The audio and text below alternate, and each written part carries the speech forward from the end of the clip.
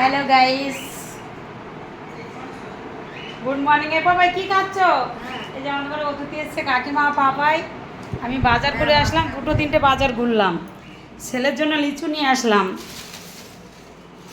কাকু মাশরুম খাবে, মাশরুম, লতি, পটল, দেখো দুনিয়ার সবজি বাজার আজকে। এক সপ্তাহ বাজার করে নিলাম আজকে। এরা দুটো কি করছে এখানে, দুই ভাই বোন? তারপরে প্রচণ্ড রোদ, গরম আজকে। বাজারে গিয়ে বাবা কষ্ট হচ্ছিলো প্রচণ্ড। আচারটা রোদে দিয়েছে। আমার বৌদি এখানে মাছ কাটছে, আমি তো ঘরের ভিতরে রয়েছি ওই পাপাইরে খেতে দিয়ে। প্রচুর জামা কাপড় ধুতে হবে। দেখি বৌদি কী কী মাছ কাটছে। তো বৌদির জন্য কী মাছ নিয়ে এসেছি দেখাও।